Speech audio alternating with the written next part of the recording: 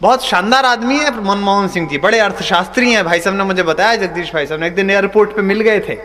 मैंने कहा सर आप अर्थशास्त्री हैं? बोले हाँ। मैंने कहा सर 2 और 2 कितने होते हैं? बोले यार होते तो 4 ही हैं, पर एक बार सोनिया जी से पूछ लेने में क्या हार जाए।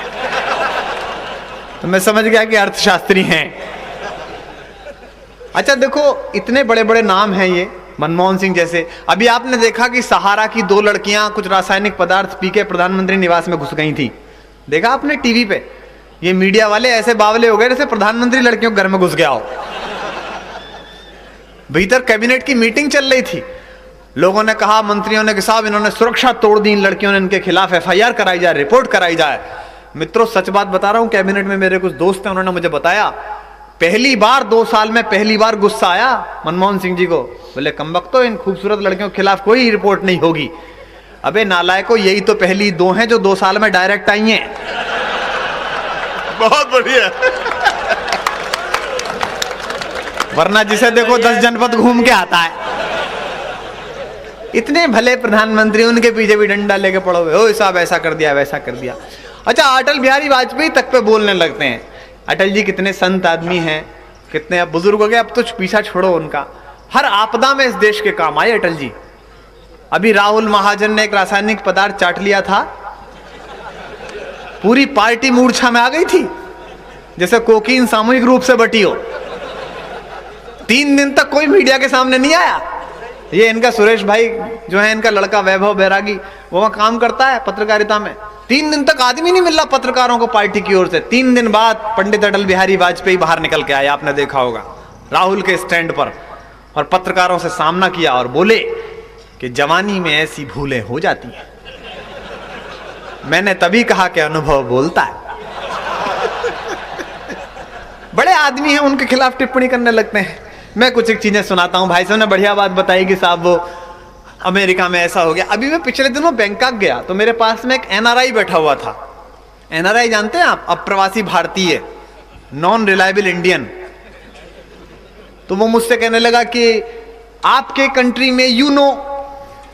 मैंने कहा यू नो क्या, तू भी नो? तू क्या मूंगफली में से निकला है?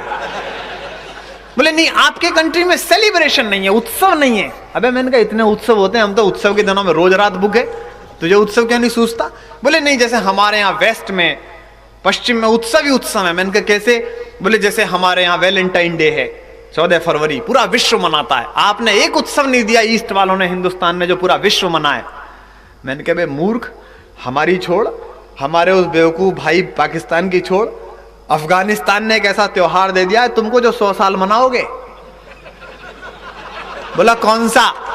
मैंने कहा 11 सितंबर लादेन एकादशी। देखा कैसे खड़े हो जाते हैं टाइम स्क्वायर पे, जैसे ओरिजिनल अम्मा आज ही मरी हो। तो हम तो उत्सव धर्मी लोग हैं, आनंद के साथ रहते हैं। कवि सम्मेलन औसत रूप से बड़ा मनोरंजक और कविता वाला रहा। अन्ना जी ने गजलें सुनाई, इन्होंने कुछ मुक्तक सुनाए, भाई साहब ने अच्छी कविताएं सुनाई। अब ये 2 हैं जिनमें एक विशेष है चूंकि संयोजक हैं, और एक ये अवशेष हैं जिन्हें सुनना है। एवरेज ठीक आना चाहिए। देखो भैया, हम तो लालू जी के खिलाफ कोई टिप्पणी मैं इसलिए नहीं करता। पिछले दिनों से 2 वर्ष पहले उन्होंने मुझे रेलवे का फ्री पास दे दिया, देखा होगा आपने होली के कवि सम्मेलन में टीवी पर। तब के बाद मैंने लालू जी पर टिप्पणी बंद कर दी, क्योंकि चेयरमैन साहब अपन तो ब्राह्मण आदमी है, जिसकी खाते हैं उसकी गाते हैं। वरना एवरेज सही आना चाहिए। अभी मैंने लालू जी से पूछा, मैंने कहा सर वो ओसामा बिन लादेन के 3 पत्नियां हैं और 25 बच्चे हैं, आपके एक राबड़ी जी से 9 बच्चे हैं, आप दोनों में से कौन अच्छे हैं? बोला देखो उसके 3 ठो लुगाई है ना और 25 बच्चा है, हमारे एक राबड़ी जी से 9 बच्चा है। अरे हम अच्छा है क्योंकि हमारा एवरेज अच्छा है। तो मैंने कहा ठीक है, एवरेज ठीक आना चाहिए कुल मिलाकर। मैं कुछ पंक्तियां आपको सुनाता हूं, सुनिएगा। पहले भी आया हूं, 4 पंक्तियां पुरानी सुनाता हूं, फिर कुछ नई मुक्तक सुनाता हूं। मैं जानता हूं ठंड बढ़ गई है, तालियां कम हैं, लेकिन फिर भी कोशिश करता हूं कि आपको पुनर्जागृत कर सकूं, ताकि कवि सम्मेलन उसी ऊंचाई पर पहुंचे जहां के लिए वांछित है। पढ़ता हूं, निवेदन करता हूं। स्वागत। कि कोई दीवाना कहता है। क्या बात है कुमार, जिंदाबाद। देखो ये भाई साहब वो हैं जो आपके राष्ट्र यज्ञ में सम्मिलित थे। मालवा का आदमी इतना चालू है कि रामलाल की बारात में जाता और श्यामलाल के यहाँ अच्छा बैंड बज रहा होता तो वहां नाचने लगता है। बोले नाच यहाँ लो, खाना वहां खा लेंगे। बहुत अच्छे, इसी तरह जागृत रहिएगा बस। स्वागत है ना सब। कि कोई दीवाना कहता है, कोई पागल समझता है। वाह वाह करिए। तुम क्या सोच रहे हो, ऐसे ही चलता रहेगा? देखो क्या है, आज देर तक ऊर्जा लगी है, इसलिए थोड़े कहे को ज्यादा समझो, चिट्ठी को तार। पहले आता था ना, पहले हमारे यहाँ बैरागी जी खुर्जा के आसपास रामलीला होती है। वहां रामलीला में क्या होता है, संवाद याद नहीं होते, पंडित जी इधर से बताते हैं, इसके पीछे से, कनात के पीछे से, अब ये बोलो अब ये बोलो। तो वो एक बार अंगद बीमार पड़ गया, तो आयोजकों को अंगद नहीं मिला, अंगद को चिकनगुनिया हो गया। तो वो एक जाटों का लड़का पकड़ लाए, बोले भाई तू अंगद बन जा। बोले साहब अपनी पूंछ में आग लगा के हमने दूसरों के घर तो बहुत जलाए हैं, हनुमान का काम बहुत करा पर अंगद का नहीं करा कभी, मैं डायलॉग कैसे बोलूंगा? बोले डायलॉग पंडित जी बता देंगे। अब वो अंगद खड़ा हो गया चौधरी रावण के दरबार में, पंडित जी की तरफ देखा कि क्या बोलूं, तो पंडित जी ने कहा बोल बोल, दुष्ट राक्षस राज रावण, माँ सीता जगत जननी है, भगवान राम साक्षात पुरुषोत्तम विष्णु के अवतार हैं, अब भी समय है मूर्ख रावण, माँ सीता का तूने हरण करके अपने मृत्यु को आमंत्रित किया है, समय रहते भगवान राम को माँ सीता लौटा दे, उनसे क्षमा प्रार्थना कर, अन्यथा भगवान राम तेरा वंश नाश कर देंगे। अब इतना लंबा डायलॉग अंगद भूल गया। वो बोला दिखेरा रावण, जैसे जैसे पंडित जी कह रहे हैं वैसे वैसे कर दे, नहीं तो तेरा नाश हो जाएगा। बहुत बढ़िया। तो जैसे जैसे मैं कह रहा हूं वैसे वैसे कर दो, तालियां वालियां और वाह वाह करते रहो, वरना गड़बड़ हो जाएगी। पंक्तियां पढ़ता हूं, सुनना भाई साहब। स्वागत। कि कोई दीवाना कहता है, कोई पागल समझता है। अब वाह उठे पीछे तक, मगर धरती की बेचैनी को बस बादल समझता है। मैं तुझसे दूर कैसा हूं, तू मुझसे दूर कैसी है। अगली पंक्ति पर समवेत तालियां गूंजाई। जो हाथ बांधे खड़े हैं इनकी भी तुम बाहर से समर्थन क्यों कर रहे हो रे? मैं तुझसे दूर कैसा हूं, तू मुझसे दूर कैसी है, ये तेरा दिल समझता है या मेरा दिल समझता है। कि नजर में शोखियां लब पर मोहब्बत का तराना है। नई पंक्तियां पढ़ रहा हूं, थोड़े आप भी जाग जाएं। कि नजर में शोखियां, आदरणीय भावियों, आज की रात मैं ही आपका वैधानिक देवर हूं, आप भी वाह वाह करो। हम आपके बड़े आभारी हैं जो आप आदरणीय एकता कपूर से तलाक लेके आज कवि सम्मेलन में आई। बहुत बढ़िया। वरना अभी तक तो रात में रिपीट देख रही होती। यार अजीब सीरियल बनाती है वो महिला भी, गजब। एक वो देखा कसौटी जिंदगी की, उसमें एक मिस्टर बजाज हैं, एक वो कौन सी है प्रेरणा, उसमें एक बच्चा प्रेरणा और अनुराग का है, एक अनुराग और उसकी दूसरी वाली का है, एक बजाज और उसकी दूसरी वाली का है, एक बजाज का और प्रेरणा का है, एक इसका उसका, पता नहीं कौन किसका है। इतने सारे बालक इकट्ठे हो रहे हैं साले। अच्छा, हर 15-20 एपिसोड के बाद क्या होता है, उसमें बच्चे रोज बड़ा हो रहे हैं पर उनका ब्याह नहीं होता। अनुराग के ब्याह में प्रेरणा नाची आती है और प्रेरणा के ब्याह में अनुराग नाची आता है। अबे भैया इन बालकों का भी ब्याह कर लो। अद्भुत तरीके का काम कर रखा है मीडिया वालों ने। पंक्ति पढ़ता हूं, अभी एक टिप्पणी हम पर लोग करते हैं। पिछली साल 2 साल पहले मुझे याद है कवि सम्मेलन हुआ था, तो हमारा एक दोस्त यहाँ आया था, मैं उसको लेके आया था सुरेश भाई के कहने पर। वो लाफ्टर में चला गया, वहां विजेता हो गया सरदार, बहुत सारी टिप्पणियां, हम लोगों का भी माल बेची आया वहां। ये बढ़िया सही बात बता है। रहा हूं। ये लोग बढ़िया मुझसे बात पूछने लगे, बंबई में मुझसे पूछा, जगदीश भाई साहब थे चैम्बूर के प्रोग्राम में, एक चैनल की और अखबार के एक लड़के ने मुझसे पूछा कि साहब ये भी हंसा रहे थे कल लाफ्टर वाले, आप भी हंसा रहे थे, आप में इनमें क्या अंतर है। एक संजीदा टिप्पणी पढ़ता हूं पत्रकारों के सामने और आप लोगों के सामने। मैंने उससे कहा ये भी हंसाते हैं, हम भी हंसाते हैं, हम में इनमें केवल अंतर यह है कि जब ये कार्यक्रम देकर चले जाते हैं तो अगले दिन अखबार में इनका फोटो छपता है, और जब हम कवि सम्मेलन करके चले जाते हैं तो अगले दिन अखबार में हमारे शब्द छपते हैं। केवल यह अंतर है हम में उनमें। मैंने कहा कि हम हरिवंश राय बच्चन की परंपरा के लोग हैं, ये अमिताभ बच्चन की परंपरा के लोग हैं। वो परंपरा ऐसी है अमिताभ जी की कि थोड़ा यश और ठीक ठाक पैसे मिल रहे हो तो बाप बेटे दोनों एक ही लुगाई के साथ कजरारे कजरारे करने लगते हैं। हमारे यहाँ नहीं हो सकता ये। बहुत बढ़िया डॉक्टर, वाह। पंक्तियां पढ़ता हूँ। बढ़िया। अच्छा, अभी मैं बंबई गया तो मुझे पता चला कि ऐश्वर्या राय दोबारा विवेक ओबराय के साथ लग गई। ये नई खबर है, आपको परसों की बता रहा हूँ। मैंने उनको फोन करके पूछा, मैंने कहा मैडम ये लड़का क्यों छोड़ दिया अभिषेक बच्चन? बोले साहब विश्वसनीय नहीं है। मैंने कहा इतना अच्छा लड़का है, इतनी बढ़िया बढ़िया फिल्में दे रहा है, सुपर हिट हो रहा है बाप की तरह। बोले नहीं नहीं, ये टाइम पे चूक जाएगा। मैंने कहा टाइम पे कैसे चूक जाएगा? मैंने कहा आप तो वो बंगाली वाला बहुत तेज है, उसने बड़े प्रयोग करे सलमान खान से लेके यहां तक। मैंने कहा टाइम पे कैसे चूक जाएगा? अरे बोले डॉक्टर साहब आप सोच के देखो, जो अपनी प्रेमिका के साथ कजरारे कजरारे करने तक में बाप की मदद ले रहा है। तालियां वालियां जोरदार बजाओ एक साथ। बहुत बढ़िया, बहुत बढ़िया। पंक्तियां पढ़ता हूं, सुनना कि और ध्यान रखना, देखो मैं कवि सम्मेलन और कविता दोनों सुनाऊंगा, लेकिन कविता सुनते रहेंगे तो कवि सम्मेलन सुनाऊंगा। कि नजर में शोखियां लब पर मोहब्बत का तराना है। वाह उठे आपकी, फिर दाद देना, खाज मत देना। कि इधर के लोग भी थोड़े जाग जाएं।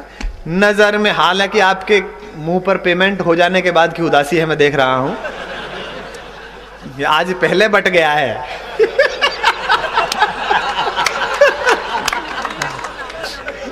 ऐसे देख रहे हैं जैसे लड़की की बारात में पहले ही विदाई हो गई हो। कि नजर में शोखियां लब पर मुहब्बत। अब जो मुझसे पहले जिन्होंने संचालन किया था, क्या नाम था उनका? ब्रजेश जी, मैं बहुत आभारी हूं। क्या कलेजे का काम किया ब्रजेश जी ने, इतनी लंबी लिस्ट पढ़ के सुनाई। ब्रजेश जी, बहुत संकट होता है शुरुआती आदमी का।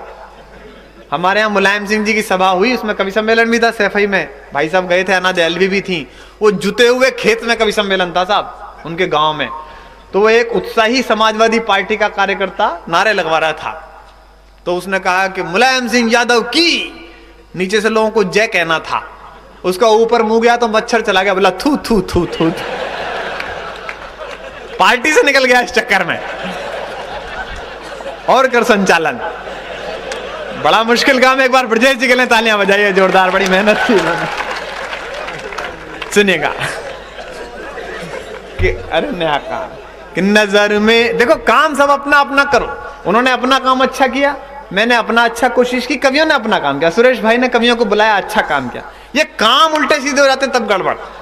अभी मैं 22 तारीख को इंडियन क्रिकेट टीम को कविताएं सुनाने के लिए गया था, कुछ लोगों ने देखा हो, आज तक पे 7 पर आया था मैं। अब उसमें काम की दिक्कत आ जाती है। सौरभ गांगुली किस लिए फेल हो गए? क्योंकि वो कुछ और काम करने लगे। उन्हें अच्छा खेलना था, 24 सेंचुरी बनाई उन्होंने, उनको खेलना था। अभी सौरभ गांगुली की स्थिति हो गई कि दादा ये बल्ला इससे खेलना है, स्पॉन्सर कौन है, प्रायोजक कौन है? दादा ये शर्ट पहननी है, प्रायोजक कौन है? दादा ये जीन्स पहननी है, प्रायोजक कौन है? कलकत्ता घर से फोन गया, दादा लड़की हुई है, प्रायोजक कौन है? मैं भी, तू खेल, तू क्या कर रहा है काम? तो अपना अपना काम सब लोग करें तो ठीक ठीक रहता है। 4 पंक्तियां पढ़ता हूं, सुनना। कि नजर में शोखियां लब पर मोहब्बत का तराना है। अगली पंक्ति कविता की हो तो फिर मुझे सूचना दें कि आप कविता भी सुन रहे हैं, मुझे अभी तक यकीन नहीं है। कि नजर में शोखियां लब पर मोहब्बत का फसाना है। मेरी उम्मीद की जद में अभी सारा जमाना है। कई जीते हैं दिल के देश पर मालूम है मुझको। अब तक जिनके हाथ ना खुले हो अगली पंक्ति पर उठाएं तालियां। कई जीते हैं दिल के देश पर मालूम है मुझको। सिकंदर हूं मुझे एक रोज खाली हाथ जाना है। वाह डॉक्टर, वाह वाह वाह वाह वाह। सिकंदर हूं मुझे एक रोज। ये कह रही थी कि ये ऐसा कह रहे हैं वैसा कर रहे हैं। मैं 4 पंक्तियां पढ़ता हूं। कि मैं उसका हूं वो इस एहसास से इनकार करता है। दाद मिले आपकी। मैं उसका हूं वो इस एहसास से इनकार करता है। भरी महफिल में भी रुसवा मुझे हर बार करता है। यकीन है सारी दुनिया को खफा है मुझसे वो, लेकिन एक अदद दिल रखते हो तो जरा तालियां झूम कर देना ताकि मैं मन में आ सकूं। यकीन है सारी दुनिया को खफा है मुझसे वो, लेकिन मुझे मालूम है फिर भी मुझी से प्यार करता है। वाह, मुझे मालूम है फिर भी। 4 नई पंक्तियां सुनाता हूं, कोशिश करूंगा कि आपको सब नया सुनाऊं। कई सारी मांग लोगों ने की है, मैं लेकिन नई कविताएं सुनाता हूं, सुनना। कि बस्ती बस्ती घोर उदासी, पर्वत पर्वत खालीपन। ये जो पीछे लोग बैठे हैं मुझे दूर का दिखाई नहीं देता, तो पता नहीं चल रहा कि मनुष्य हैं कि गमले रखवा रखे हैं। और तुम वाह वाह करो तो पता चले कि तुम हो। बहुत बढ़िया। ये करना पड़ता है, दाद नहीं आती इसलिए करना पड़ता है। और वो चाय और कि बिस्किट। बस्ती बस्ती घो, नवंबर की 3 डेट है, तुम शांत रहना बस। कि बस्ती बस्ती घोर उदासी। जब तक मैं अब्दुल गफ्फार से नहीं मिला था तब तक मैं सोचता था कि भूत प्रेत नहीं होते हैं। जब मैंने इसे देखा तो मुझे लगा यार कुछ ना कुछ तो होता है यार। क्या कविता है भाई, हम लोग तो मुंह से पढ़ते हैं, अगला चारों तरफ से पढ़ता है। बहुत बढ़िया। अगर इस आदमी की कैसेट आवाज बंद करके सुने ना आप कवि सम्मेलन कल का, तो ऐसा लगेगा भारी मच्छर थे और सबको मारना चाह रहा है। कि अहमद बोलना कि बस्ती बस्ती घोर उदासी, पर्वत पर्वत खालीपन। देखो आदरणीय जगदीश भाई साहब बैठे हैं, पंडित जी बैठे हैं, मैं क्षमा चाहता हूं मित्रों, हिंदी में गीत ऐसे नहीं सुनाया जाता था जैसे मैंने सुनाया। मुझसे पहले किसी गीतकार ने गीत को ऐसे नहीं सुनाया हल्का करके। गीतकार मतलब गंभीरता। लेकिन मैं क्या करूं, मैं जब मंचों पर आया था तब चुटकुले हावी थे। वीर रस के नाम पर ऐसी कविता थी कि जितनी गाली उतनी ताली, कैसा अजब चलन। मैं क्षमा मांगता हूं मंदसौर वालों से, 3 वर्ष पहले आया था, आज फिर आया हूं। भाई साहब बैठे हैं, थोड़ा भावुक हो गया हूं, इसलिए कहता हूं। आज मुझसे कहा जाता है मेरे विरोध में कि ऐसा करता है वैसा करता है, वो भी क्या गीतकार है। मैं शुद्ध गीत भी सुना सकता हूं अगर शुद्ध गीत पर भी उतनी तालियां मिले और वाह मिले जितने ठहाके पैदा करता हूं। लेकिन मैं ये कहता हूं अब भी उतनी तालियां नहीं है, क्योंकि मैं हिंदी कवि सम्मेलन का व्यापार समझता था।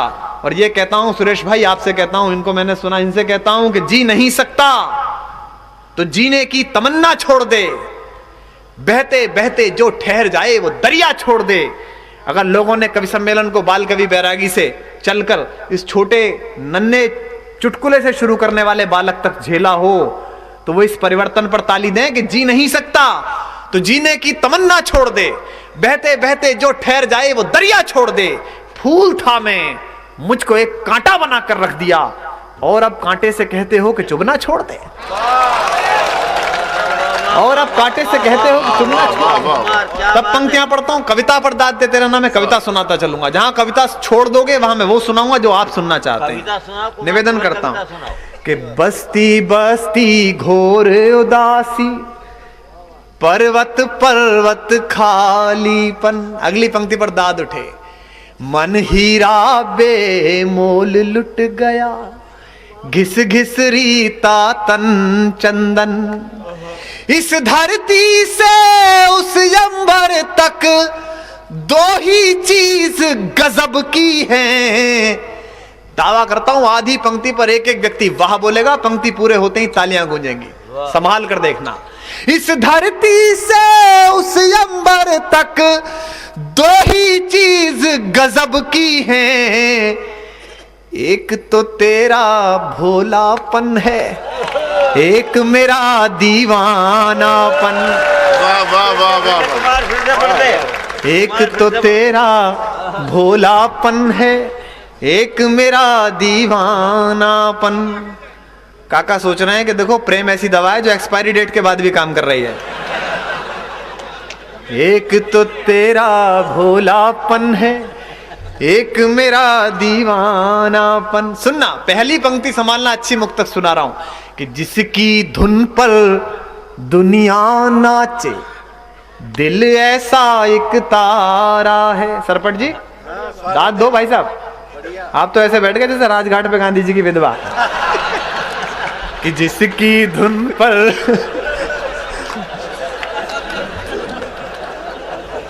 दुनिया नाचे, मस्ती है साहब, इसी का नाम है।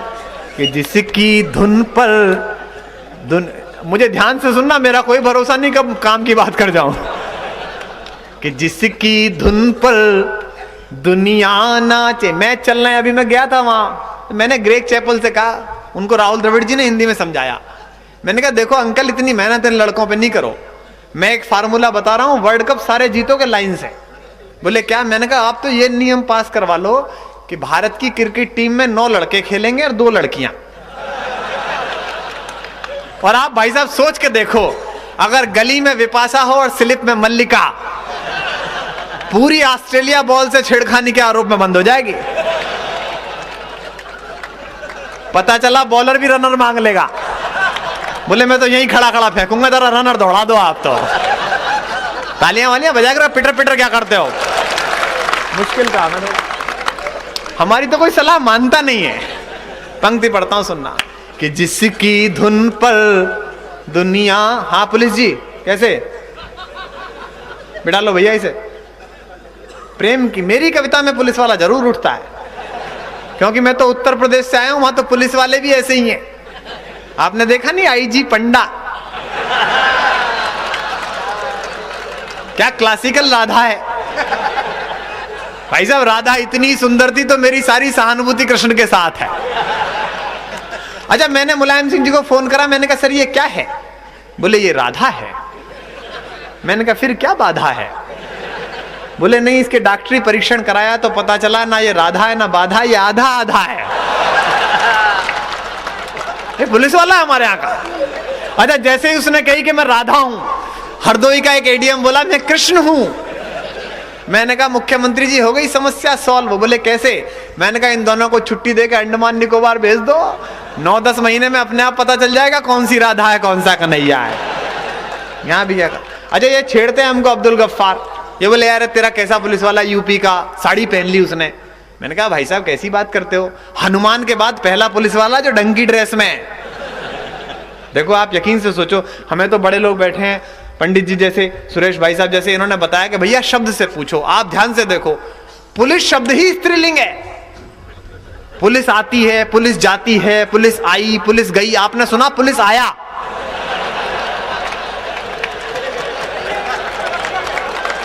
करना पड़ेगा भाई साहब, बहुत पैसे लिए। सही बता रहा हूं आपको, जैसा शब्द वैसा पहन लिया। और एक संजीदा टिप्पणी पर सबके हाथ खुले हैं। गंभीर बात कहता हूं, मध्य प्रदेश उत्तर प्रदेश की पुलिस नहीं, पूरे देश की पुलिस स्त्रीलिंग है। अन्यथा मित्रों, इस देश की पुलिस पुल्लिंग हो जाए तो दुबई में बैठे किस दाऊद में हिम्मत है जो हमारे यहां विस्फोट करा दे। किस पर टिप्पणी करें? इसलिए प्रेम ही ठीक है, उसी पर बात करते हैं। पंक्तियां सुनाता हूं पुनः। कि जिसकी धुन पर दुनिया नाचे, दिल ऐसा एक तारा है। आधी पंक्ति मैं बोलूंगा, अगली आधी आप बोलेंगे, वादा करिए मुझसे। बहुत सरल लिखता हूं कि जिसकी धुन पर दुनिया, वादा मुझसे कर रहा है, देख उधर रहा है। ये कैसा वादा है? आधा आधा है क्या? जिसकी धुन पर दुनिया नाचे, दिल ऐसा एक तारा है। बोलना कि जो हमको भी प्यारा है और जो तुमको भी प्यारा है। बोल बांके बिहारी लाल की। देखो सरपट जी कितने धार्मिक लोग हैं, क्या सरपट दौड़ रहे हैं। कि जो हमको भी प्यारा है और जो तुमको भी प्यारा है। किसी ने मुझसे कहा इतना मीठा मत सुनाइए, मोहब्बत हो जाएगी। है क्या? तुम्हें यकीन नहीं हो रहा क्या? देखो कैसी ईर्ष्या हुई। मैं 13 वर्ष से विश्वविद्यालय में पढ़ा रहा हूं, लोग यकीन नहीं करते। मेरी त्वचा से मेरी उम्र का पता ही नहीं चलता है। तो मैंने खुददारी से 2 पंक्तियां कहीं, प्रेम में लोग सुनते हो तो सुने। कि जो हमको भी प्यारा है और जो तुमको भी प्यारा है। झूम रही है सारी दुनिया जबकि हमारे गीतों पर। मंच की भी ताली उठे और आप सबकी अगर खुददार बात बोला हूं तो। झूम रही है सारी दुनिया जबकि हमारे गीतों पर। तब कहती हो प्यार हुआ है, क्या एहसान तुम्हारा है, बहुत तब अच्छा। कहती हो प्यार हुआ है। एक गीत सुनाता हूं, इतनी कमजोर तालियों के लिए आपका बेहद आभारी हूं। एक नया गीत सुनाता हूं जो पिछले वर्ष की उपलब्धि है मेरी इस जीवन की। मैंने वो भी सुना दूंगा, 2-3 मांग है, कोशिश करूंगा एक आध भर दूं, मतलब पूरी कर दूं। तुम गलती क्यों समझते हो? ये सब बैरागी जी इतने अच्छे कवि सम्मेलन कराए, सब व्यंग सीख गए। वो हमारे यहाँ बुद्धा पार्क में मायावती जी बकरी को लेके घूमने निकली।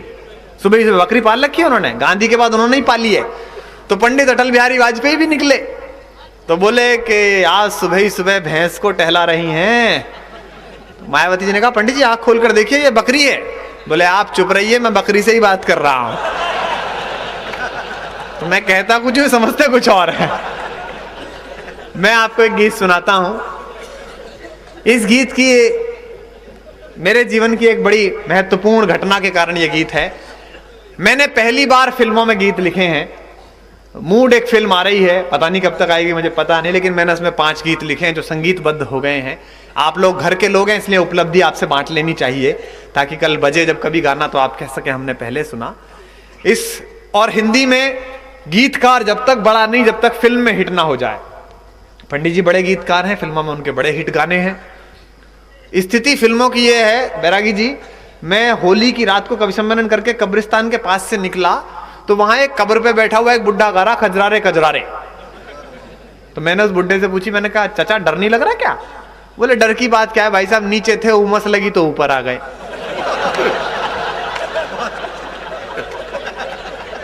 मैंने कहा ये पलट के मुझसे नहीं पूछ ले कि भतीजे डर तो नहीं लग रहा, वरना पता चला कि मैं नीचे गा रहा होता। मैंने कहा गुरु निकल लो, इतना जबरदस्त प्रभाव है हिंदी फिल्मों का। तो मैंने एक फिल्म में गीत लिखे मूड में, और इस फिल्म की 2 ही अच्छी बात है नरेश जी।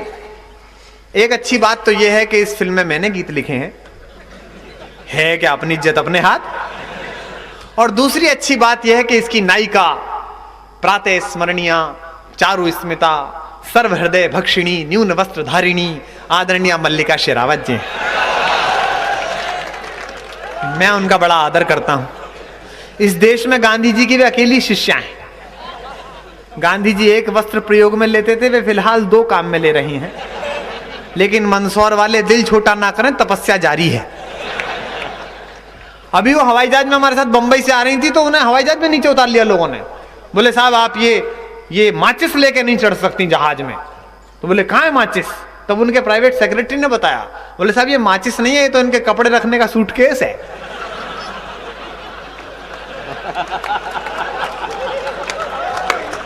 वाह वाह वाह, इतनी भद्र महिला है वो, उनका ये चमत्कार है। अरे बैरागी जी वो हमारे गुप्ता जी नहीं है पड़ोस में, आप तो आए हैं।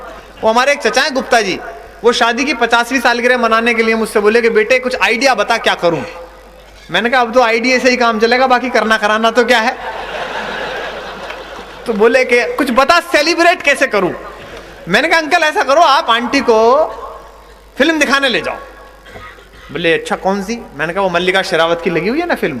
बोले तू भी चल। मैंने कहा जी मैं क्या करूंगा? बोले थोड़ी सुरक्षा रहेगी। मैंने कहा अजीब काम है यार, पर मैं चल दिया। मैंने कहा शायद हो सकता है अंकल जी को कोई भ्रम हो, तो मैंने सोचा कि इन दोनों को पास बैठा दूं, मैं पीछे बैठ जाऊं। उन्हें पता भी नहीं चला कि मैं पीछे बैठा हूं। अब साहब वो 15-20 मिनट की फिल्म चली, तो मल्लिका जी अपने समस्त भौतिक अवयवों के साथ जब प्रकट हुई, तो वो चाची जी हमारी टेंशन में आ गई। बोली छी छी छी छी, राम राम राम राम, हाय मैं तो ऐसे कपड़े पहन लूं तो घर से भी ना निकलूं। तो अंकल जी बोले भगवान तू अगर ऐसे कपड़े पहन ले तो मैं ही कौन घर से निकलूं। तो अद्भुत काम है उनका। इस फिल्म में मैंने एक गीत लिखा, वो मैं आपको सुना देता हूं। और गीत की सिचुएशन छोटी सी सुन लीजिएगा। देखो साहब मैं आपसे कहता हूं, पढ़ने लिखने वाले लोगों से भी कहता हूं, भारतीयकरण का कोई जवाब नहीं है। मैं अभी अहमदाबाद गया था IIM में कविता सुनाने। मैनेजमेंट का सबसे बड़ा इंस्टीट्यूट है, प्रबंधन का सबसे बड़ा कॉलेज। मैंने लड़कों से कहा, परसों मैं IIT रुड़की में था, वहां कहा मैंने कि देखो भैया इंजीनियर बनो, मैनेजमेंट के वो बनो, डॉक्टर बनो, भारतीय तरीकों से काम करो। क्योंकि तुम ही थे जो पेप्सी कोला और कोका कोला की सेल बढ़ा रहे थे, और बढ़ भी गई थी। वो एक बाबा उतरा लंगोटी वाला रामदेव, 36% नीचे हो गई सेल। और मैंने कहा ध्यान रखना, ये तो लंगोटी वाला है, भारत का बाबा भी होते हैं। एक भी उतर गया तो उसी बोतल में घुस जाओगे जिसमें कोक है। अजीब चमत्कार किया साहब उस बाबा ने। सुबह ही सुबह आप घूमने निकलो तो हर घर में से ऐसी आवाज आने लगती है जैसे सांप छोड़े जा रहे हो, फू फा फू फा। अजीब काम कर दिया इस देश का। वो कम्युनिस्टों ने छेड़ दिया वृंदा करात ने उसे, बोले हड्डी है हड्डी है हड्डी है। अरे मैंने कहा बाबा इसे कपाल भाती करा, ये चुड़ैल नहीं मान रही। मैंने कहा फिर वृंदा करात के पति को, प्रकाश करात जी को, मैंने कहा हुजूर आप वहां से लड़ते हो, क्या कहते हैं, कलकत्ता से और उस इलाके से, बाबा को मत छेड़ो, भारतीय बाबा है। कितने भी कम्युनिस्ट जीत जाए बंगाल में, लेकिन आज भी दुर्गा पूजा होती है। मैंने कहा चुनाव से पहले बाबा अगर एक एक जिले में जाके बैठ गया और 3-4 बार पेट बाहर भीतर कर दिया ना, तो पता चल जाएगी कि हड्डी दवा में नहीं गले में अटक रही है। बाबा आवा मत छेड़ो, तसल्ली से जीन दो। अभी मैं दुबई गया, 1 घंटे को बोला इन्होंने, अभी मैं दुबई गया। आप में से कई लोग गए होंगे विदेश में, भारतीयों को बड़ी शक की निगाह से देखते हैं आजकल। वहां दुबई में बाहर निकलने में 1 घंटा लगता है। एक्सरे मशीन में ये घड़ी रख दो इसका एक्सरे होगा, ब्रेसलेट रख दो इसका एक्सरे होगा।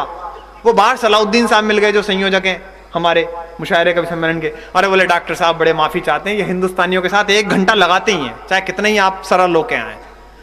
मैंने कहा सलाउद्दीन साहब अभी ढंग के 2 भारतीय नहीं आए हमारे, 5 मिनट में बाहर निकल जाएंगे। बोले कौन कौन से? मैंने कहा एक रामदेव जी और एक मल्लिका शेरावत। कर बेटा एक्सरे किस चीज का करेगा? और पीछे वाली तो ऐसी है कि हो सकता है एक्सरे मशीन पे ही कपड़ा डालना पड़ जाए। पता पड़ा मशीन ही चौक ले गई। तो मैं एक गीत सुना देता हूं, मुझे जितना समय की हत्या करने के लिए की गई है वो बराबर हो रहा। एक गीत सुनाता हूं, इसकी सिचुएशन ये है। मुझे संगीतकार ने बताया कि बोले साहब मल्लिका शेरावत बड़ी चंचल और चालू किस्म की लड़की हैं। मैंने कहा वो तो ठेठ से ही है। बोले नहीं फिल्म में भी है। मैंने कहा फिर इसे पद्मश्री दिलाओ। बोले किस लिए? मैंने कहा जब शक्ति कपूर पकड़ा गया था एक चैनल में कुछ सांस्कृतिक गतिविधियां करता हुआ एक लड़की के साथ, मैंने तब भी कहा था कि इसे भारत रत्न दिलाओ, क्योंकि 57 साल में यही पहला भारतीय जो जैसा दिखता था वैसा ही निकला, वरना निकलते कहां ऐसे हम लोग। तो बोले साहब के ये चंचल हैं और जॉन अब्राहम जो नायक हैं वो बड़े भोले किस्म के लड़के हैं। ये प्रयास करती हैं उन्हें अपने आगोश में अंकुश में लेने की, सफल नहीं होती हैं। लेकिन एक बार जब इनकी बीच की सांप्रदायिकता नष्ट होकर धर्मनिरपेक्षता में बदल रही होती है, तब रात का गीत लिखो जो बैकग्राउंड में बजे। मैंने कहा ये बैकग्राउंड में बजवा रहा है कि बैकग्राउंड में भेज रहा है मुझे?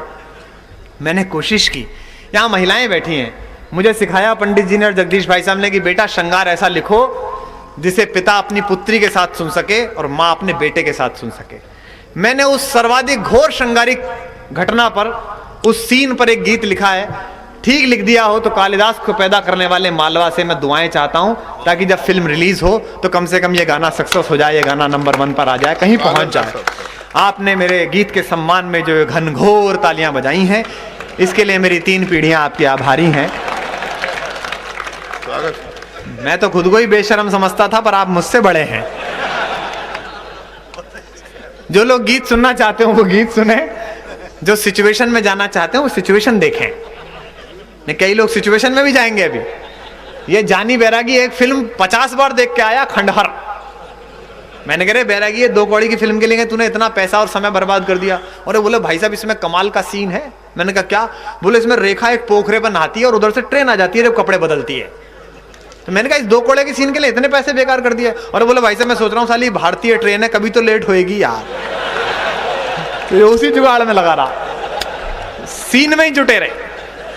तो जो सीन देखते हो वो सीन देखें, जो कविता देखते हो कविता देखें। भाई साहब बड़ी मुश्किल मेहनत है। पंक्ति पढ़ता हूँ, सुनना, गीत सुनना, समझना, देखो दाद देना। मेरी दिक्कत क्या है कि ये जानी से लेके भाई साहब तक इतनी तालियां बजवाई हैं इन लोगों ने कि तालियां और वाहवा खत्म हो चुकी है। हमारी स्थिति ऐसी हो गई है चेयरमैन साहब कि वो देखिए गन्ने का रस निकालने की मशीन, उसमें पहली बार में गन्ना जाता तो रस निकलता है, फिर पलट के, फिर तीसरी बार में उसके छींतड़े बिखर जाते हैं, तो फिर बीच में नींबू फंसा के, तो मैं नींबू फंसा रहा हूं, जरा रस आना चाहिए। और क्या सम्मोहित होके मुस्कुराई है नींबू फंसाने पे।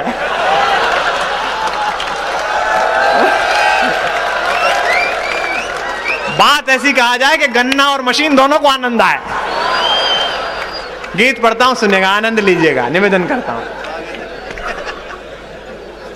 के बादड़ियो गगरिया भर दे, राजस्थानी का एक शब्द प्रयोग किया, आनंद लीजिए, गीत का मस्ती का गीत है।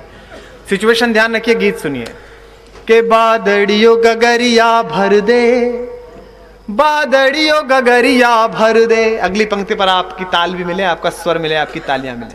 के बादड़ियो गगरिया भर दे, बादड़ियो गगरिया भर दे, प्यासे तन मन जीवन को, संवेद हो जाना, प्यासे तन मन जीवन को इस बार तो तू तर कर दे, बादड़ियो गगरिया भर दे, बादड़ियो गगरिया भर दे। देखिए साहब, ये बैरागी जी मेरे बहुत आदरणीय बड़े भाई जैसे मित्र हैं, मैं इनकी कसम खाता हूं और मेरी कसम झूठी नहीं जाती। जब तक एक एक व्यक्ति ताली नहीं बजाएगा साथ में, मैं सुबह तक यही लाइन सुनाऊंगा, बादड़ियो गगरिया भर दे, बादड़ियो गगरिया भर दे, बादड़ियो गगरिया। सरपट जी इसे कहते हैं बौद्धिक आतंकवाद। आनंद के साथ सुनिए, कविता सुना रहा हूं। के बादड़ियो गगरिया भर दे, बादड़ियो गगरिया भर दे, प्यासे तन मन जीवन को, प्यासे तन मन जीवन को इस बार तो तू तर कर दे, बादड़ियो गगरिया भर दे, बादड़ियो गगरिया भर दे। अब कविता सुनिए, और शुद्ध कविता पढ़ता हो, हिंदी का सबसे छोटा बेटा, तो कविता पर भी दाद दीजिए। के अंबर से अमृत बरसे, अंबर से अमृत। एक कवि ने कह दिया कि इतने पैसे लूंगा, कुमार विश्वास संचालन करेगा तो 10,000 रुपए ज्यादा लूंगा। ये भी बड़ी तकलीफ है आजकल। आप क्या सोचते हैं आपके यहां धंधा है? हमारे यहां भी धंधा है, और हमारा बड़ा अंधा धंधा है। मैं फिर कहता हूं, भूल था मैं क्रम में पढ़ रहा हूं, हिंदी का सबसे छोटा बेटा हूं, जानी को बहुत प्रेम करता हूं, वो छोटा है, बाकी सबका आदर करता हूं। कि कट ना पाई किसी से चाल मेरी, किसी अहंकार में नहीं कह रहा, आत्मश्लाघा में नहीं कह रहा, आत्ममुग्धता में कह रहा हूं। मुझसे प्रेम करते हो मंदसौर वालों तो इस पंक्ति पर ताली देना कि कट ना पाई किसी से चाल मेरी, लोग देने लगे मिसाल मेरी। अगला कवि सम्मेलन होगा 11 तारीख को, बहुत सारे जुमले मेरे मुंह से फेंके हुए सुनना, तब पंक्तियां पढ़ता हूं उस रात को। कट ना पाई किसी से चाल मेरी, लोग देने लगे मिसाल मेरी, और तालियां उठे कि मेरे जुमलों से काम लेते हैं, बंद है जिनसे बोलचाल मेरी, मेरे जुमलों से काम लेते हैं। वाह वाह। कि अंबर से अमृत बरसे, आपकी वाह चाहिए सिर्फ मुझे, और कुछ नहीं चाहिए, कोई पेमेंट नहीं, क्योंकि पहले हो चुका है इसलिए। कि अंबर से सच बोलो तो भी स्वीकार नहीं है। कि अंबर से अमृत बरसे, अंबर से अमृत बरसे, तू बैठ महल में तरसे। अगली दो पंक्तियों पर फिर वहां उठे बेसाख्ता अंतिम व्यक्ति तक। अंबर से अमृत बरसे, तू बैठ महल में तरसे, प्यासा ही मर जाएगा बाहर तो आजा घर से। अंबर से अमृत बरसे, तू बैठ महल में तरसे, प्यासा ही मर जाएगा बाहर तो आजा घर से। एक पंक्ति में कबीर गाता हूं, एक पंक्ति में मीरा गाता हूं, कसम देता हूं हिंदी की एक भी हाथ खाली ना हो तालियों की ताल से, सर्वश्रेष्ठ पंक्तियां पढ़ता हूं। प्यासा ही मर जाएगा बाहर तो आजा घर से, जुड़ना सबकी तालियों में। इस बार समंदर अपना, भाई साहब देखना, इस बार समंदर अपना, इस बार समंदर अपना बूंदों के हवाले कर दे, बादड़ियों गगरिया भर दे, बादड़ियों गगरिया भर दे, बादड़ियों गगरिया भर दे, भर दे, बादड़ियों गगरिया भर दे। अंतिम बंद पढ़ता हूं इस छोटे गीत का कि सबकी अरदास पता है, सबकी अरदास पता है, रब को सब। हाँ भाई साहब, कृपा पूर्वक बातचीत जारी रखें। देखिए हम ये महत्वपूर्ण लोग बैठे हुए हैं, आप नीचे से बोल लीजिए, हम आपकी किसी बात का जवाब थोड़ी दे पाएंगे, क्योंकि आपका जिला है, आपका शहर है, आपका गांव है, आपका घर है, आपकी गली है, और अपनी गली में तो मतलब सभी को प्रणाम है। फिर छेड़ दिया बीच में। कि सबकी, नहीं मैं जरा बीच में ध्यान भंग हो जाता है, कि सबकी अरदास पता है, पंक्ति सुनना, सबकी अरदास पता है, रब को सब खास पता है, सबकी अरदास पता है। इस देश में सम्मोहन का सबसे बड़ा नाम है अमिताभ बच्चन, और वो अभिनय है, हम यथार्थ हैं। वो ऐसे अभिनेता हैं कि हाजमोला का विज्ञापन करके करोड़ों कमाए और 2 कचौड़ी हजम नहीं हुई। ऐसे लीलावती में लेटे के देश की सारी कलावती व्रत रखने लगी। वो अभिनय है, हम यथार्थ हैं। वो सम्मोहन का सबसे बड़ा नाम है। इस देश में सौंदर्य का सबसे बड़ा नाम है ऐश्वर्य राय। आम राय से लेके विवेक ओबराय तक सब उनके पीछे पीछे हैं। और दोस्तों, इस देश में सामर्थ्य का सबसे बड़ा नाम है सचिन तेंदुलकर, जो खराब कोहनी लेकर क्रीज पर खड़े हो जाते हैं तो बड़े बड़े ऑस्ट्रेलिया घुटने टेक देते हैं। लेकिन मैं दावा करता हूं, तीनों को इस मंच पर लाकर खड़ा करिए, तीनों के सम्मोहन, सौंदर्य और सामर्थ्य में समग्र रूप से इतनी शक्ति नहीं है कि हजारों लोगों को 5 घंटे बिठाएं। यह केवल हिंदी की कविता का चमत्कार है कि चौराहे पर लोग बाग खड़े होते हैं। कि सबकी अरदास पता है, रब को सब खास पता है। अगली 2 पंक्तियां अपने कवि जीवन की सर्वश्रेष्ठ पंक्तियां पढ़ रहा हूं, जिन्हें समझ आ जाएगी वो वाह कर देंगे, नहीं तो मैं समझूंगा कि रामलीला में आए थे। कि सबकी अरदास, संभाल लेना जरा, सबकी अरदास पता है, रब को सब खास पता है, जो पानी में घुल जाए, पंक्ति ठक से लगे तो वाह जोर से गूंजे, कि जो पानी में घुल जाए बस उसको प्यास पता है। बहुत बढ़िया, वाह वाह वाह। सबकी अरदास पता है, रब को सब खास पता है, जो पानी में घुल जाए बस उसको प्यास पता है। अंतिम पंक्ति पढ़ता हूं शुभकामनाओं की, इसके बाद आप हो नामक ध्वनि करेंगे तो एक गीत और सुनाऊंगा, अन्यथा नहीं सुनाऊंगा।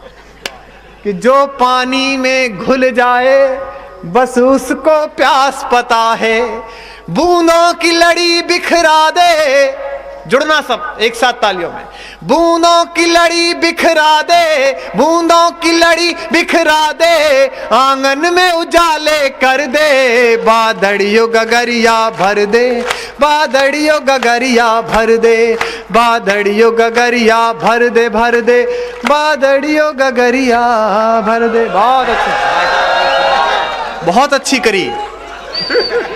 मैं वही सुनाने जा रहा हूं। एक नया गीत सुनाता हूं, इन्हें बिठाओ, रामलाल जी बिठाओ बिठाओ बिठाओ। अच्छा नहीं, निकल गए कि निकल ना जाए, मिस कॉल आया है। नहीं समझे। एक गीत सुनाता हूं छोटा सा, काफी देर से मैं खड़ा हूं और मुझे याद नहीं रहा कि मुझे बैठना भी है। एक गीत और नया सुनाता हूं। कई सारी कविताओं के लिए कहा है पगली लड़की बांसुरी चली आओ, मैं नहीं चाहता पुरानी कविता सुनाऊं। ये श्रोता बड़े बदमाश है, अभी तो कह देंगे और बाद में सुबह जाते हैं कहेंगे यार वही पुराने पेल गए यार, फालतू रात खराब। मैं इसलिए एक नया गीत सुनाता हूं। हाँ, मैं एक नया गीत सुनाता हूं, सुनेगा। दोस्तों, अब्दुल गफ्फार इस मंच पर है, ना दहलवी हैं, सभी आसर हैं। मैं बड़ा धर्मनिरपेक्ष आदमी हूं साहब। जब से मुलायम सिंह जी सरकार आई है हमारे यहाँ, तब और हो गया हूं। पहले हमारे यहाँ बच्चों की किताब में गैसे गणेश पढ़ाया जाता था। मुलायम सिंह जी आए तो मुलायम सिंह जी ने कहा यह गणेश सांप्रदायिक है। अब हमारे यहाँ 12 करोड़ रुपए में नई किताबें छपी हैं बच्चों की, उसमें गैसे गधा पढ़ाया जाता है। तब मुझे पता चला कि गणेश सांप्रदायिक है और गधा धर्मनिरपेक्ष है। तब से मैं धर्मनिरपेक्ष हो गया। लेकिन एक गीत सुनाता हूं। मैं ले गया था, आप लोग ठंड में थोड़े परेशान हैं, लेकिन दोस्तों याद रखिए, आप हल्की सी गुनगुनी ठंड में इतने परेशान हैं कि सोच रहे हैं कि घर चलें कि बैठें। ठीक इसी वक्त सियाचिन में -40 डिग्री सेंटीग्रेड तापमान में मालवा का कोई बेटा बंदूक लिए हुए पाकिस्तान की ओर मुंह किए इसलिए जाग रहा है ताकि उसके बाकी भाई मंदसौर में ठहाके लगा सकें, तालियां बजा सकें। बड़ी गंभीर बात है।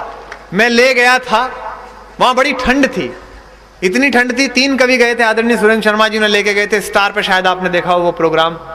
इतनी ठंड थी कि बाकी लोग तो रासायनिक क्रियाएं कर लेते थे, मैं पीता नहीं था कुछ ऐसी चीजें।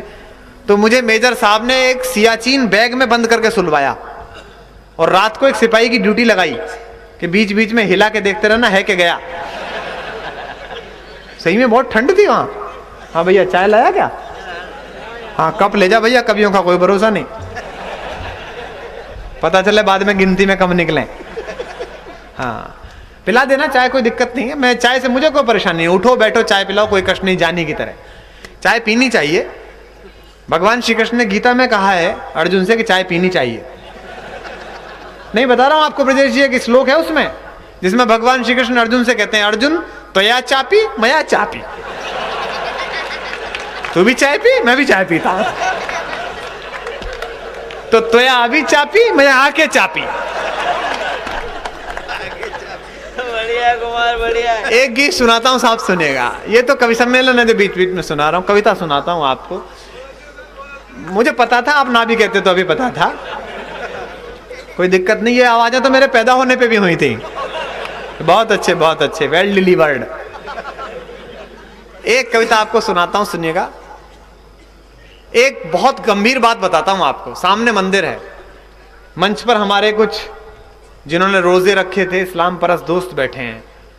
आपको जान के आश्चर्य होगा, कोई पार्टी कुछ कहती रहे। आपको एक आंकड़ा सुनाता हूं जो आपने नहीं सुना होगा। आंकड़ा पूरा हो जाए तो एक एक संजीदा आदमी की ताली चाहता हूं, ताकि ऐसा ना लगे कि हम सिर्फ मखौल और मस्ती के लिए इकट्ठे हुए थे। गफ्फार भाई सुनना, आपके लिए नई सूचना है। रेडियो सिलोन ने अभी सर्वे कराया, 10 लाख हिंदुओं से वोट पड़वाई ऑनलाइन इंटरनेट पर, और उन्होंने पाया कि भारत के 10 पहले लोकप्रिय भजनों में से 6 साहिर लुधियानवी के लिखे हुए हैं और 4 शकील बदायूनी के लिखे हुए हैं।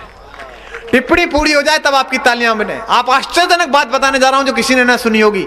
किसी भी पार्टी के लोगों सबकी तालियां मांगूंगा इस बात पर, क्योंकि मुल्क की बात कह रहा हूं। 10 साहिर के हैं, 6 शकील के हैं, 10 के 10 भजनों पर संगीत दिया है स्वर्गीय नौशाद साहब ने, 10 के 10 भजनों को गाया है स्वर्गीय मोहम्मद रफी साहब ने, 10 के 10 भजन स्वर्गीय महबूब खान की फिल्मों में हैं, और 10 के 10 पर अभिनय किया है यूसुफ खान उर्फ दिलीप कुमार ने।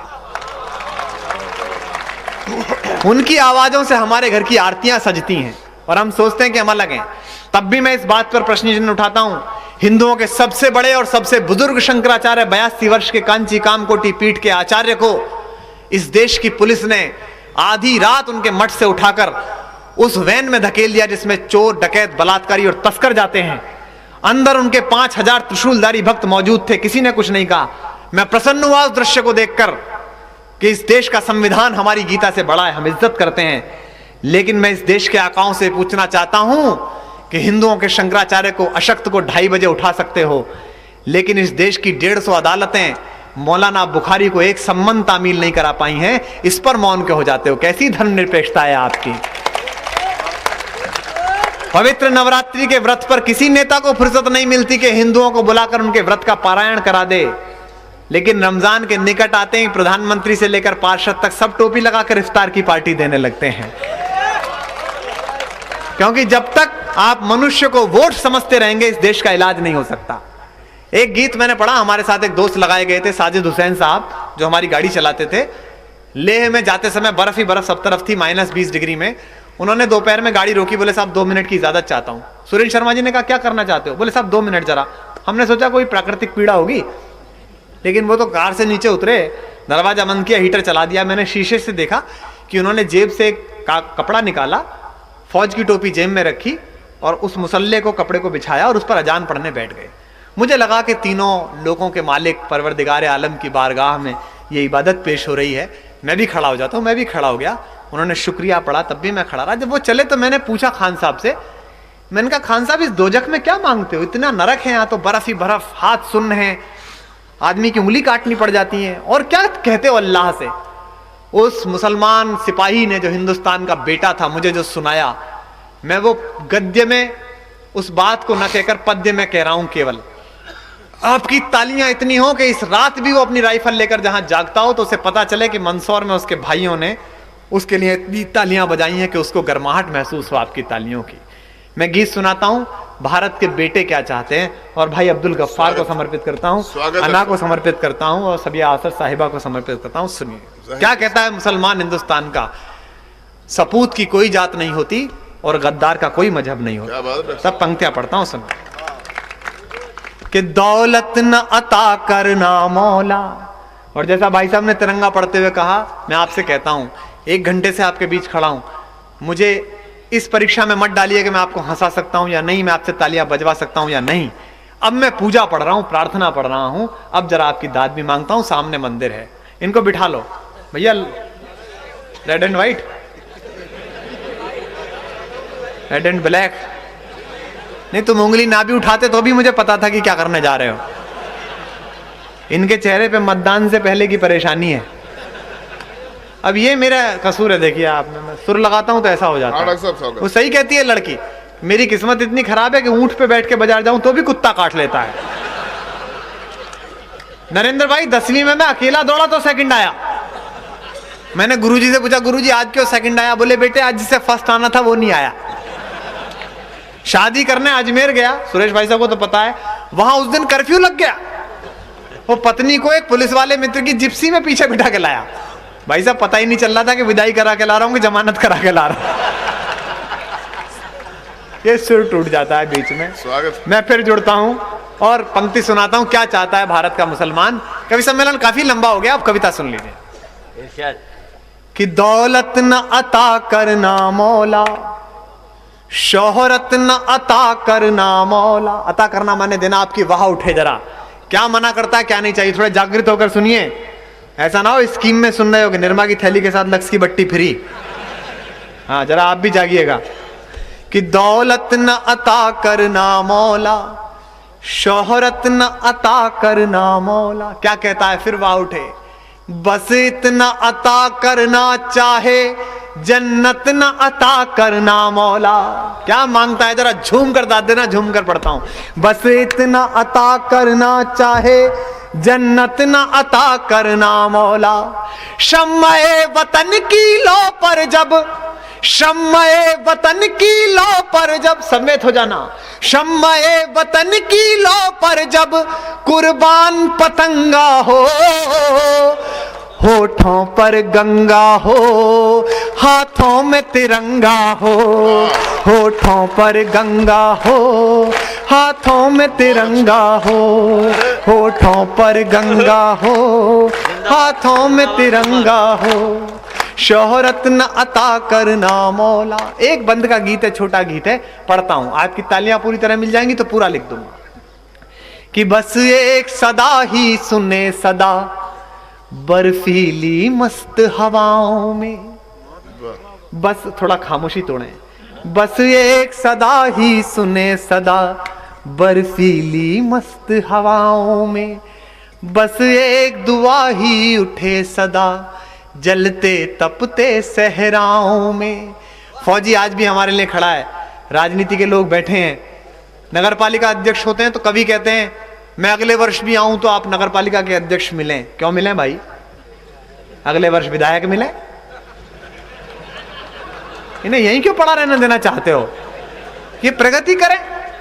लेकिन एक बात कहता हूं आपसे, बड़ा मन अच्छा लगा कि जब अध्यक्ष जी की गाड़ी शामगढ़ लेने गई तो मैंने उस पर कोई बत्ती नहीं देखी, वरना लाल नीली बत्ती तुरंत लगा लेता है आदमी पद पे आते ही, उसके लिए होती है।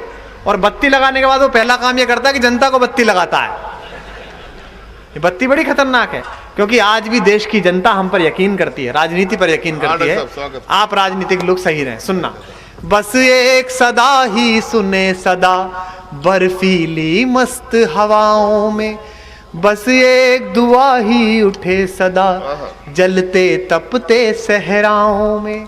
क्या पढ़ता हूं तिरंगे के लिए 2 पंक्ति, आपकी वाह और तालियां गूंजें। बस एक सदा ही सुने सदा, जलते। अच्छा, इन कवियों की ऐसी है, मैं इधर मुंह फिराता हूं तो बोले वाह, और मैं सामने रहता हूं तो बोले काफी देर से खड़ा है, बैठता क्यों नहीं है यार। एक कवियों की बड़ी अच्छी स्थिति है। नहीं नहीं, मैं बता रहा हूं बैरागी, ये कवि सारे कांग्रेस में, वहां ऐसे होता है जिधर सोनिया जी का मुंह फिरा उधर वाह। मेरे मित्र मुझसे पूछ रहे थे, बोले साहब वो हरियाणा में सरकार आ गई, कौन मुख्यमंत्री बनेगा? वो रणदीप सुरजेवाला मेरा दोस्त है, वो दिल्ली आ गया, बोला साहब कुछ मेरे लिए मीडिया की लॉबिंग कर दो डॉक्टर साहब, मालवा के बड़े पत्रकारों से परिचय। मैंने कहा उससे क्या होगा? बोले मैं सीएम बन जाऊंगा, चीफ मिनिस्टर। मैंने कहा देख, व्रत रख, हनुमान की पूजा कर और चाची के दरवाजे बैठ, 10 जनपद जाके, कोई कुछ नहीं कर सकता। कांग्रेस पे इससे बढ़िया टिप्पणी आपने जिंदगी में नहीं सुनी होगी, ना सुनोगे, कांग्रेसी भी ठा के लगाए और भाजपाई भी और बिना पार्टी वाले। वो एक विधवा के 4 बेटे थे बैरागी जी, तो वो होली से पहले, दिवाली से पहले चर्चा कर रहे। तो बड़ा वाला बोला कि इस बार दिवाली पे ना अपन पेड़े बनवाएंगे। दूसरा वाला बोला नहीं यार, इस बार दिवाली पे अपन जलेबी बनवाएंगे। तीसरा बोला थोड़ा जाड़ा आ गया, इस बार गाजर का हलवा ट्राई करें। चौथा मुझ जैसा चुप बैठा था। कांग्रेस पे टिप्पणी सुनना, तो तीनों उससे बोले भाई तू क्यों नहीं बोलता, क्या बने? बोले देखो भैया, तय कुछ भी कर लो, बनेगा वो जो अम्मा चाहेगी। तो तय कुछ भी कर लो, होएगा वो जो चाची चाहेगी। अद्भुत भाग्य लेके आई है भैया वो महिला। सुबह ही सुबह उसके दरवाजे पे कहीं ना कहीं प्रांत का सेनापति पहुंचता है कि देवी की जय हो, हमने कलिंग विजय कर लिया है। तो देवी को यही पता नहीं होती कि कलिंग है कहां। अद्भुत काम है उनका। अभी एक जगह पर्चा आधे घंटे के भाषण को 2 घंटे में दिया, तो पीएस से लड़ने लगी। बोले ये आधे घंटे की स्पीच 2 घंटे में कैसे हुई? बोले कुछ नहीं मैडम, वो तीनों कार्बन कॉपी भी पड़ गई आप। पंक्ति सुनना कि बस एक सदा ही सुने सदा बर्फीली मस्त हवाओं में, बस एक दुआ ही उठे सदा जलते तपते सहराओं में, जीते जी इसका मान रखे, मर कर मर्यादा याद रहे। अंतिम 2 पंक्तियों पर फिर तालियां मांगता हूं, विदा दीजिए। जीते जी इसका मान रखे, मर कर मर्यादा याद रहे, हम रहे कभी ना रहे मगर इसकी सज धज आबाद रहे। परवरदिगार लेकर पुकार मैं तेरे द्वार पर कहता हूं, जुड़ना। परवरदिगार लेकर पुकार मैं तेरे द्वार पर कहता हूं, क्या कि होठों पर गंगा हो, हाथों में तिरंगा हो, होठों पर गंगा हो, हाथों में तिरंगा हो, होठों। बहुत बहुत आभार, बहुत बहुत धन्यवाद आप सबका।